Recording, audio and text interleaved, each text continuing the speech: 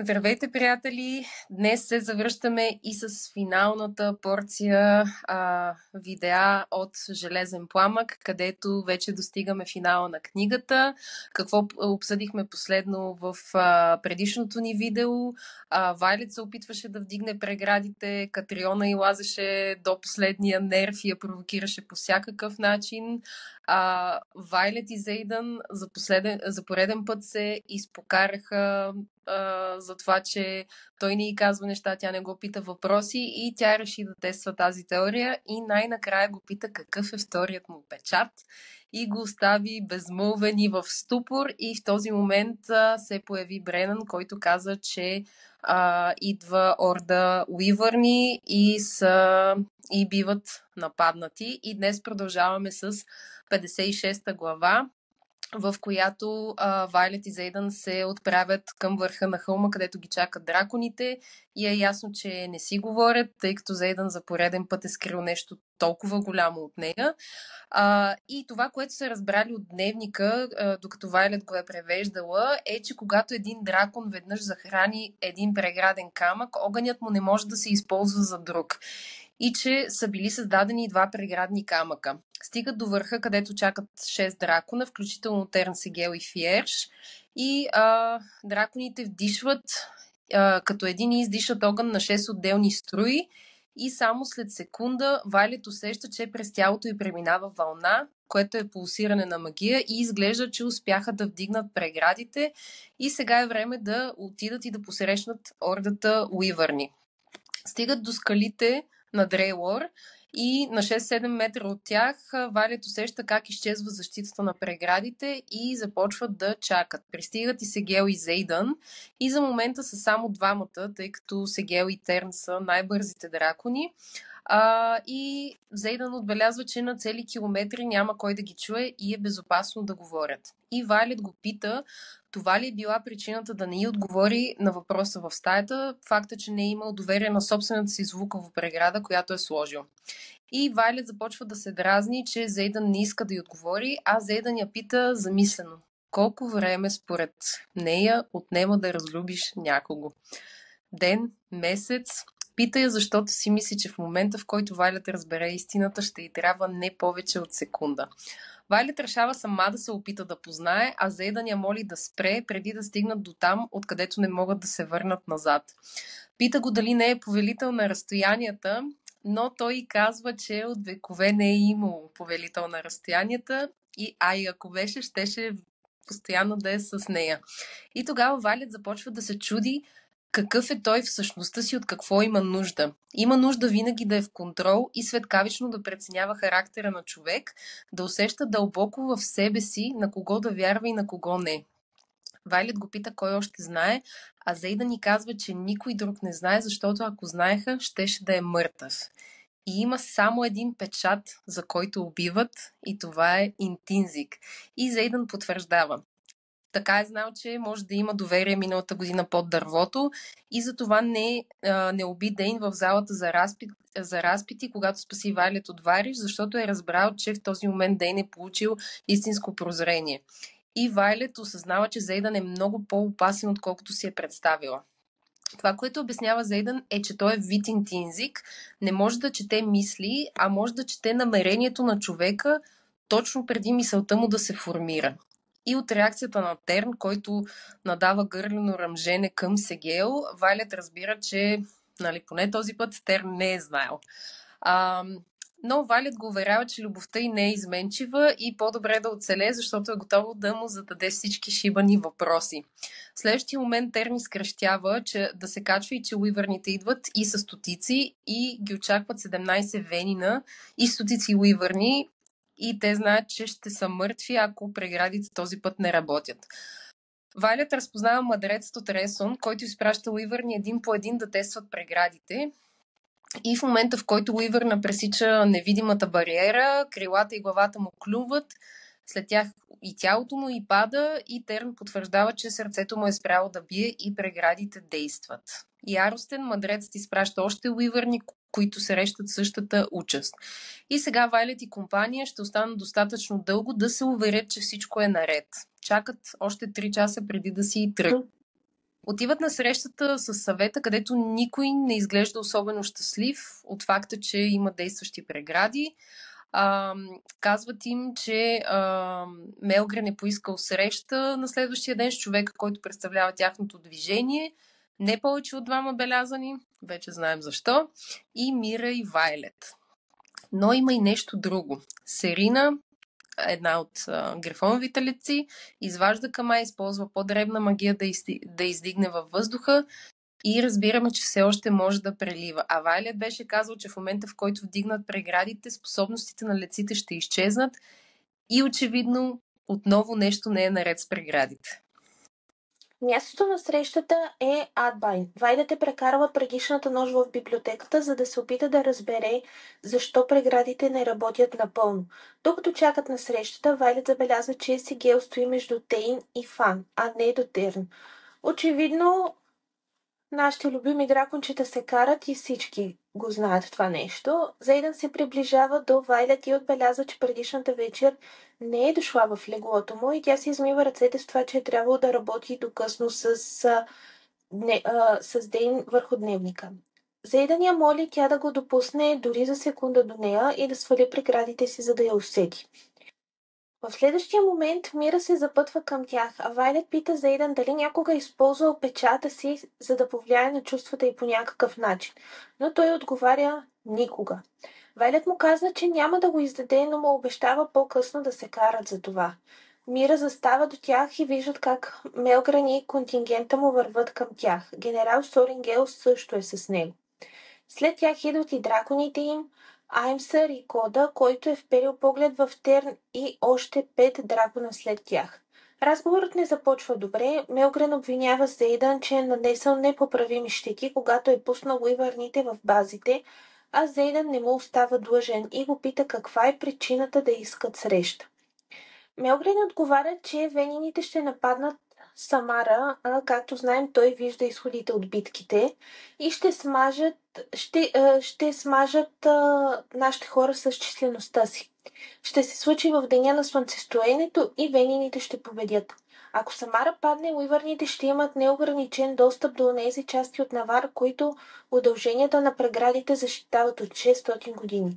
Без външни бази, преградите на Безгад ще се върнат към естествените си граници, ще защитават територия, която може да се покрие само с няколко часа полет и изобщо няма да стига до границата. Мелгрен иска Вайлет и компания да им помогнат да променят изхода от битката. Ако се сражават за тях в Самара, крал Тори дава думата си, че ще уважат независимостта им и ако не са им съюзници, то това означава, че са им врагове. Отговорът е категорично не. Не и след всичко, което лидерството е сторило. В следващия момент Вайлет вижда как всичката кръв се отръпва от лицето на майка й. Вижда и кой върви зад тях. Бренън, който също е решил да се присъедини към дискусията и само й каза, че преговорите приключват и когато и трите й деца застават срещу нея, може би е време за размисъл върху собствените й действия, след което той си тръгва. Всички издачи напускат полето и остават само Мира, Вайлет и Лилит, които са в тотален шок.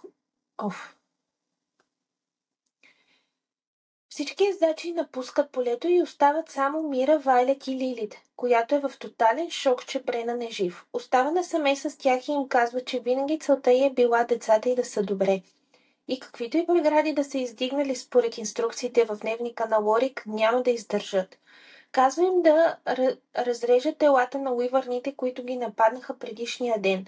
И също така казва, че според баща им, Лорик не е искал никой друг да има власт над преградите и съответно излагал в дневника. А Вайлет пита за какво по-точно. Лилит им дава дневника на Лира, в който твърди, че се крие истината за преградите. Вайлет го отваря и вижда, че е на моренски, език, който тя не владее и ще се наложи Джесиния да го превежда. Докато се връщат към Ариша, Вайлет и Мира отиват да проверят труповете на уивърните. В тях има ониксово парче камък с руна, което бръмчи. Някой е дал на венините руни.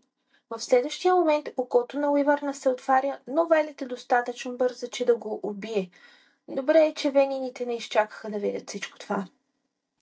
И Вайлет е бясна на Бренан, че отказва да помогне на Навар и да преосмисли позицията си, и заварваме Вайлет и Зейдън в тренировъчната зала, където Зейдън я е повикал.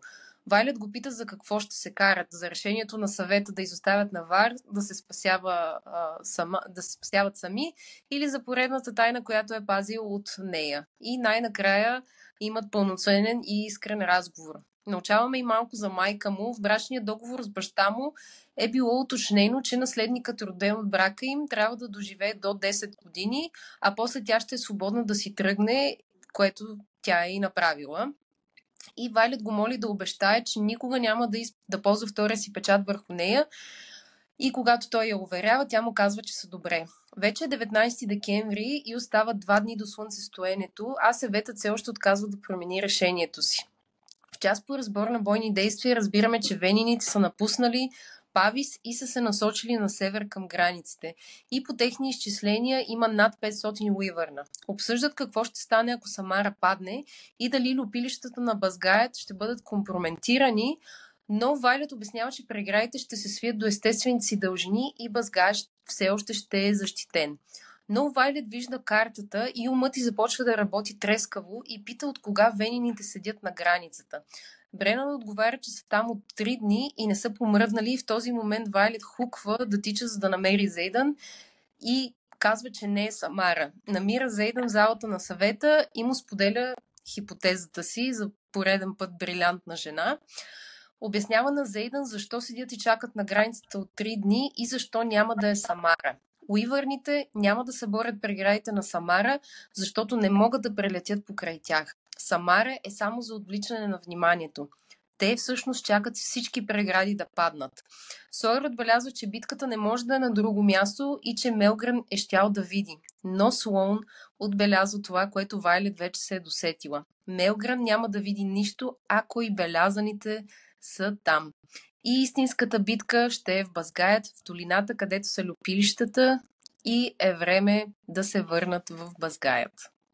Подготвяйки се за 18-часов полет до Безгаят, се решава кой ще отиде и кой не, а Вайлет се разправя с раздразнената Андарна, която не иска да бъде носена от Терн като бебе.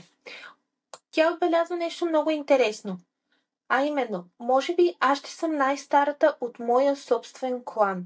Вайлет отново забелязва, че люспите й са с небесно син блясък, който след това изчезва. Общо взето всички, които са втори и трети курс, ще се присъединят към този полет. Първокурсниците не могат да преливат все още, съответно няма да пътуват. Всички от нашата банда са готови да излетят, освен упоритият Бренан, който си мисли, че грешат, че битката ще е в Безгаят, и отказва да помогне на Навар. Трябва да бързат много, защото може и да не стигнат на време, ако Мелгрен е бил прав, че ще нападнат на слънцето. Стигат в Безгаят и пращат Андарна в долината, където ще бъде в безопасност, въпреки нейното желание да остане да помага. А пък Андарна само им казва, че ще бъде там, където е необходима. Посрещнати са от Лилит, която определено е раздразнена, че са дошли, и си мисли, че са дошли, за да завладеят Безгаят. Вайлет ти обяснява, че всъщност те пристигат, за да помогнат и че преградите са в опасност, което Лили отказва да вземе на сериозно и казва, че преградите са в чудесно състояние, което всички могат да усетят. А също и, че преградният камък се охранява ден и нощ. Дени убеждава да отидат и да проверят преградите. Довървят към преградния камък, те разподелят, че чрак дракона на Гарик е разтревожен заради руни и усеща същата енергия като в Ресон. Стига до мястото, където се охранява камъка, и Лилит тък му тръгва да казва, че се охранява, когато виждат 2 тела на земята. Влизат в залата и заварват дракон, Бейт и Джак Барвол, който е върху гърба му. Бейт се изправя на задните си крака, а с предните се захваща за върха на преградния камък и никой не е достатъчно бърз, за да предотврати това, което се случва след това. Джак прерязва врата на Бейт, на собствения си дракон, и кръвта й пада по преградния камък. Черните пламъци на камъка угасват, бръмченето спира, а преградите на Безгаят падат. И въпреки, че Джак уби дракона си и би следвало да го последва малко след това, Джак не умира. И Зейдън се опитва да събере всяка възможна информация от него. Появява се и Нолан, който казва на Джак, че е способен на нещо по-добро от това.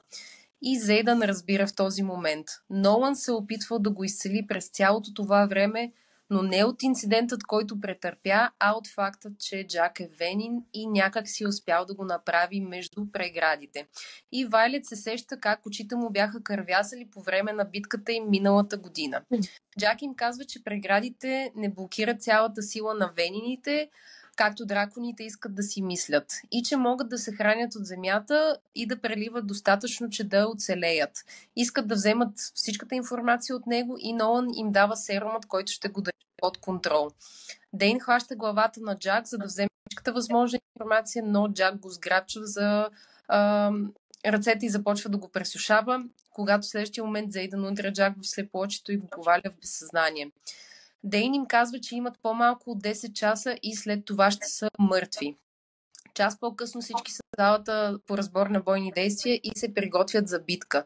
Разбираме, че Мелгрен и силите му няма да успеят да пристигнат преди ордата и че приближава и втора вълна уивърни. Девера съобщава, че хиляди уивърни са запътили към тях. Добрата новина, не са си направили труда да спрат Самара, което означава, че жертвите са минимални. Лошата изглежда, че не спират никъде. Дейн обяснява, че им трябват хора, които могат да четат руни, защото венините ще знаят точно къде са, тъй като Барлоу е поставил примамки из целия колеж и по пътеката към долината. Това всъщност се усети от Шрат и трябва да унищожат всички препарати. Дейн е видял къде Барлоу е поставил повечето, но не всички, и квадрантът на пехотинците ще се вземе с преследването на примамките. Отново им казва, че убият ли Венин, убиват и уивърните, които е създал, и никой да не напада Венин самостоятелно, защото това е начинът да загинат. И че венините поддържават техния боен стил и много бързо се приспособяват към него, затова трябва да го променят постоянно. Първокурсниците, които нямат печати, ще седят и ще чакат, а лечителите ще заредят лечебницата и ще седят подготвени. Писарите са в процес на евакуация на най-важните текстове. Лилит обяснява стратегията за битката. Ще разделят Бъзгаят, долината и околността на сектори и всеки отряд ще отговаря за един сектор от въздушното пространство, а пехотата ще покрива земята. Ако врагът е в тяхното пространство, го убиват. Ако мине в пространството на друг отряд, го остават за тях. Но Вайлет казва, че някой трябва да защитава преградния камък, въпреки че се щупи, но майка и не иска да чуе за това. След което изпраща всички ездачи да спят и да починат преди битката. Нали, сякаш някой ще може да спи въобще. И Вайлет и Зейдан определено си намират по-приятни занимания от спане. И когато се подготвят за втори дубъл, някой започва да тропа по вратата им. Вайлет отваря и заварва всички летци от втори и трети курс и някои от първокурсниците, включително и Слоун и също така Бренан. В този момент Лилит се появява и Вайлет моли майка си за пореден път да прати някой, в случая Бренан, при преградния камък и да се опита да го изцели, да го поправи. Арианън моли генерал Соренгел техният отряд да пази въздушното пространство над залата с преградния камък и Лилит се съгласява. Все още остава 1 час до зазоряване и втори отряд е в предназначения им сектор. Лилит и Мира са на стотици метри от тях пред портите на Безгаят. Отново преговарят плана. Всеки отряд остава в сектора си. Ако някой уивър напусне тяхното въздушно пространство, го оставят да стане отговорност на друг отряд. Убият ли Венин, падат и уивърните. Всички са по двойки, 2 срещу 1, за да увеличат шансовете си. Да не замръзват и да стоят във въздуха, венините могат да ги убият, ако пресушат земята, на която стоят. Джесиния, която е превела дневника на Лира, е в архивите, за да го сравни с този на Лорик и да види защо преградите на Ариша не работят. Ако Бренан успее да изцели преградния камък и Джесиния разбере разликата в дневниците, ще успеят да вдигнат преградите в Безгаят. Вайлет моли Андарна да стои скрита по време на битката. Терн оповестява, че е почти време и Зейдан и Вайлет се срещат между Терн и Сегел. Зейдан ни каза, че я обича и че за него не съществува друг на този свят, освен нея.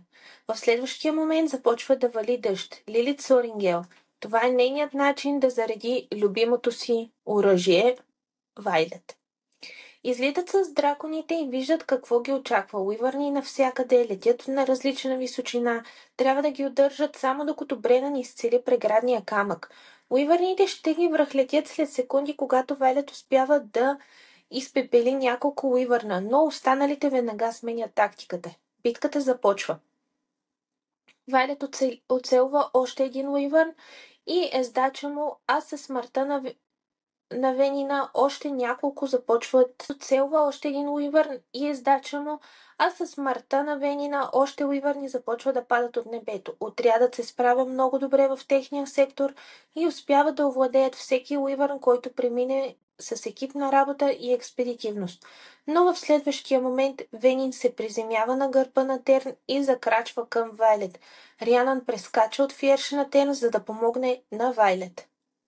И докато Ри се бори с него, Вайлет подготвя арбалет, с който успява да подаде Венина и той пада от гърба на Терн. Рианан се връща обратно на гърба на Фиерш, който е точно под тях. И Терн съобщава, че Мелгрен е на 10 минути от тях, но само двама от адютантите му са издържали на темпото му. И че повечето черни магиосници все още не са дошли и се пазят за втората вълна. Вайлет чува изпълнен с болка рев и вижда, че драконът на Ридък, Атрум, изревава от болка и се бори с Уивърн, а Ридък прави всичко възможно да го убие.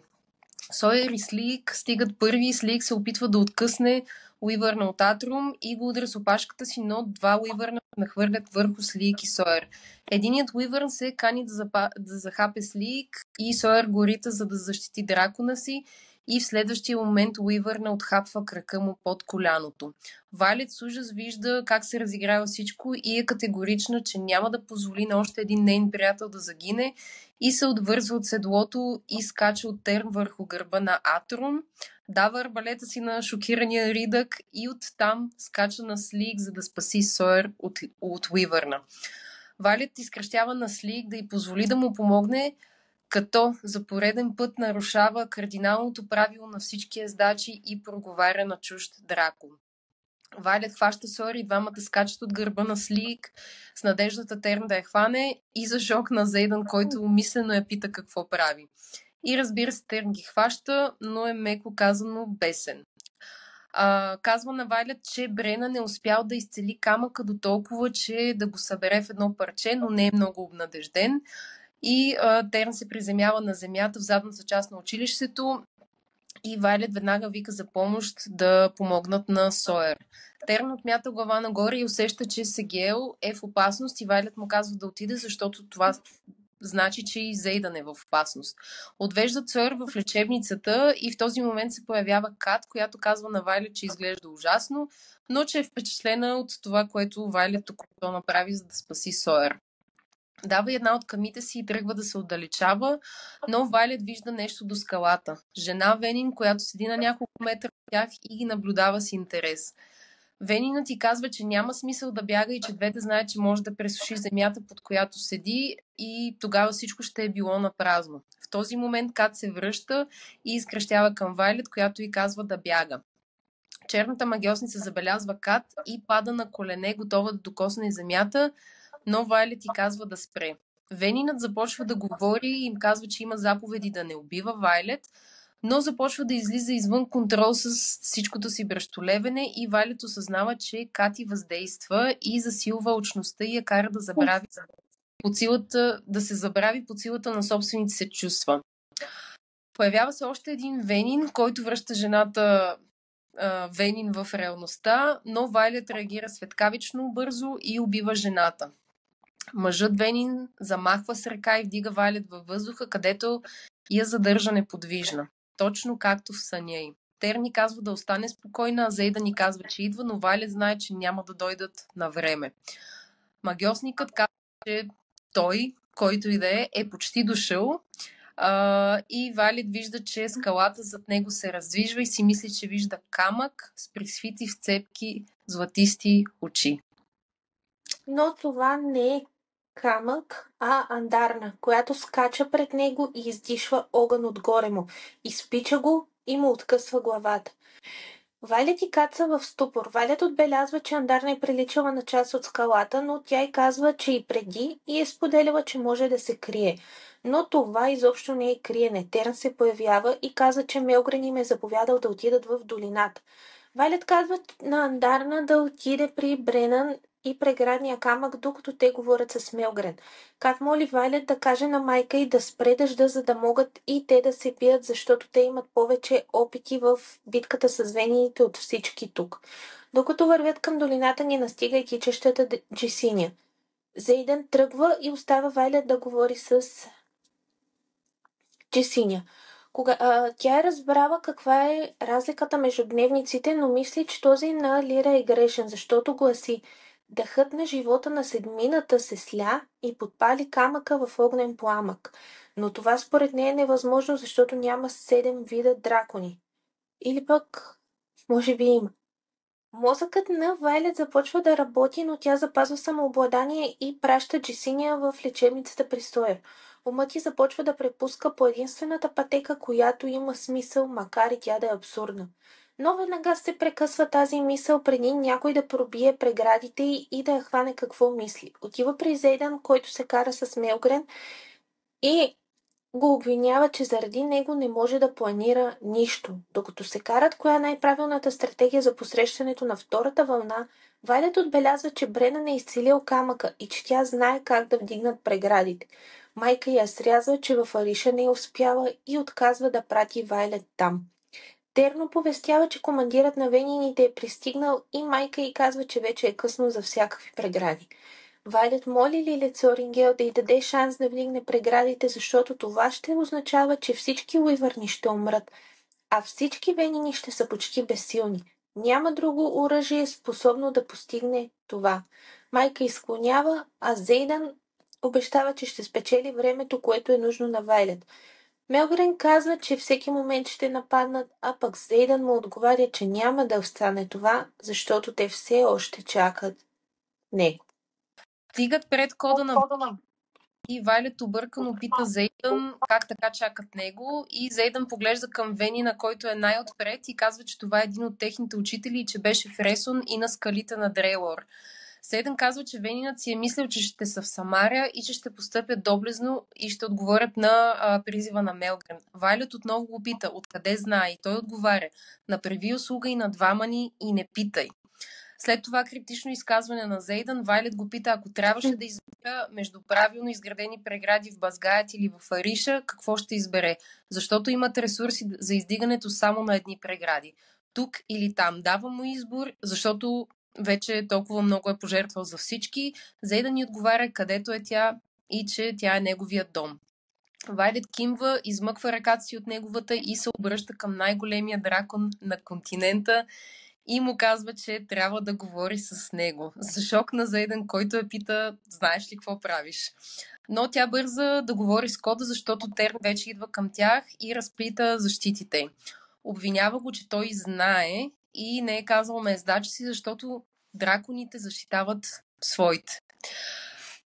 Пита го, ако зареди камъка в Базгаят, дали ще дойде, защото вече използвала Терн като черен вид дракон за камъка в Ариша и трябва още един черен дракон. Зейдън казва, че няма нужда той да е черният дракон, защото имат Андарна. Но Зейдън все още не знае, че Андарна не е черен дракон, а всъщност е седмият вид, който им трябва. В този момент се приближава Терн, който я пита защо флиртува с смъртта, като говори с Кода. Вайлет му казва, че е потвърждавала тайна, която не е нейна и не може да му я каже. Зейдън целува Вайлет и я поглежда така, сякаш я вижда за последен път и тя му казва, че ще остане жив и моли Терн да остане с него, докато тя отиде да вдигне преградите. Казва на майка и да спре бурята, за да могат и леците да се включат. Стига в залата с преградния камък, където са Бренан и Арик и намира камъка цял. Въпросът е дали ще задържи сила. Бренан пита колко време отнело на 3 души да заредят камъка в Ариша, както знам отне почти месец, а те дори нямат и час в момента. Може да съхранява сила, но долу нямат достатъчно ездачи, които да го заредят. Вайлет казва на Андарна да слезе долу и когато идва, Вайлет я пита защо ни е казала.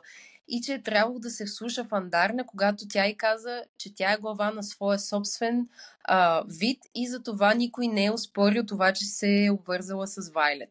Вайлет казва, че люспите й не са черни, а Андарна й казва, че той е черен, а тя толкова много иска да е като него. Андарна казва, че Терн все още не знае, само старейшините. И казва: ако не беше разбрала сама, нямаше да си достойна да го научиш. 650 години чаках да се излюпя. Чаках до 18-тия ти рожден ден, когато чух нашите старейшини да говорят за онази слабачка, дъщерята на техния генерал, момичето, което трябвало да стане началник на писарите, и разбрах. Ти щеше да имаш умна писарка и сърце на ездачка. Щеше да бъдеш моя. Ти също си толкова уникална, колкото аз. И Вайлет потвърждава това, което вече знае. Андарна не е никой от 6 вида. Тя е 7-ми вид дракон и я пита дали ще издиша огън върху камъка. И Андарна й казва, че за това са я оставили. Но се появява Лилит и Вайлет казва на Андарна да се маха, защото няма доверие на майка и да я види. Вайлет проверява Зейдан през връзката им, но щитовете са му вдигнати и Терн само казва, че се бие и показва за кратко битката за ужас на Вайлет. И Вайлет започва да осъзнава каква ще е цената да зареди камъка на време, че да спаси всички. Живота ти. Пада на колене и не прекъсва контакт с камъка и майка й се опитва да откъсне, но не успява и Лилит започва да разпитва за печатите на останалите. Арик много твърдо така отстоява, че все още няма печат. Терн, и в следващия момент Терн изревава в съзнанието на Вайлет да спре, защото ще прегори.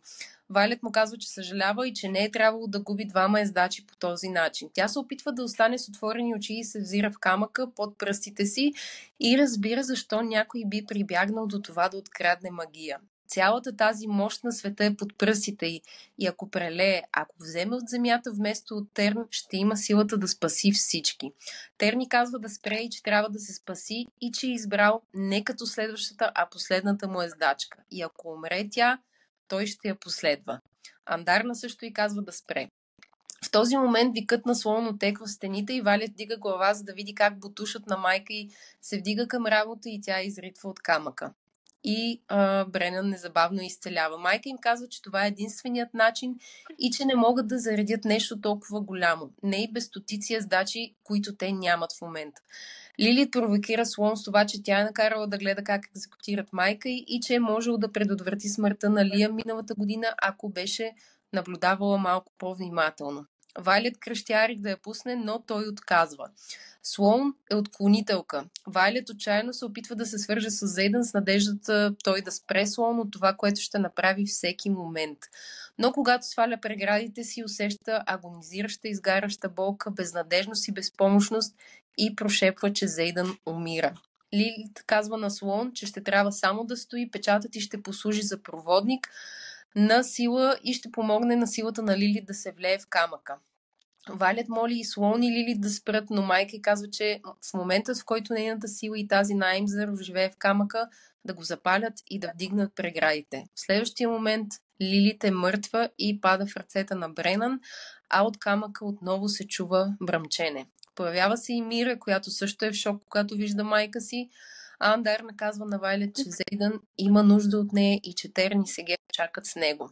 В следващия момент драконите издишат върху камъка и преградите отново действат. Започват да падат телата на уивърните от небето. Вайлет върви и се опитва да посегне към Зейдън, но преградите му са вдигнати. Засичат Дейн и Рианън, които казват, че всички останали от отряда са живи. Стига до Терн и му казват, че веднага трябва да говори с Андарна. Вайлет пита Сигел, която стои като страж пред Зейдън, дали ще я пусне. И тя се отдръпва, казайки да е внимателна с думите си. Стига до Зейдън и вижда само разкъсване в горната част на гърба му и го пита какво се е случило. Зейдън ни споделя, че е убил Венинът и е скъсал връзката, с която го е държал, и тялото му е паднало в клисурата. Вайлет му казва, че майка й ги е спасила и е пожертвала живота си и този на Аймсър, използвайки слон да отклони силата на дракона и жизнената енергия на двамата, за да зареди преградния камък. Вайлет забелязва, че Зейдън не може да я погледне в очите, сякаш го боли да я гледа. Тя го пита от какво трябва да се страхува, какво му е казал Венинът и какво е видял. Чуди се какво го е потресло толкова. Зейдан я поглежда и казва, че трябва да се страхува от него. И от ониксовите му ириси с златисти точици излизат бледи, почти незабележими червени кръгове.